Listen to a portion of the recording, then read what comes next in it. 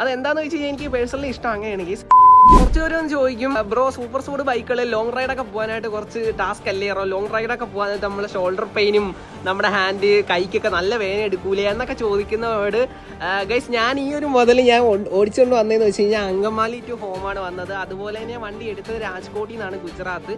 അപ്പം രാജ്കോട്ടിൽ നിന്ന് ഞാൻ അഹമ്മദാബാദ് വരെ ലോങ് സ്ട്രെച്ച് ഓടിച്ച് പോയിട്ടുണ്ട്. എനിക്ക് യാതൊരുവിധ പെയിനുകളും വന്നില്ല ഗൈസ്. പേഴ്സണലി പറയുവാണ്, എനിക്ക് നടുവേദന കൈവേദന ഒന്നും എനിക്ക് ഫീൽ ചെയ്തിട്ടില്ലായിരുന്നു. ആ പാടെ ഒരു പെയിൻ വന്നതെന്ന് വെച്ചാൽ നെക്കിന്റെ ബാക്ക് ഉണ്ടല്ലോ, അവിടെ ഇച്ചിരി പെയിൻ വന്നിട്ടുണ്ടായിരുന്നു. ആ ഒരു മൈൻഡ് വേണം മച്ചാൻ വരെ, ഈ വണ്ടി ഡ്രൈവ് ചെയ്യാനുള്ള ഒരു മൈൻഡ് വേണം. എസ്പെഷ്യലി പറയുകയാണെന്നുണ്ടെങ്കിൽ ഞാൻ വണ്ടി എടുക്കാൻ പോയത് അങ്കമാലി ടു ഇങ്ങോട്ട് വന്നപ്പോഴത്തേക്കാണ് ഞാൻ എൻ്റെ റൈഡെക്സ് ഹെൽമെറ്റ് ആയിരുന്നു വെച്ചിരുന്നത്. അതിന് അത്യാവശ്യം വെയിറ്റ് ഉണ്ട്. പിന്നെ പ്ലസ് ഗോപ്രോ കൂടെ വന്നപ്പോഴത്തേക്കാണ് നല്ലൊരു വെയിറ്റ് വന്നിട്ടുണ്ടായിരുന്നു.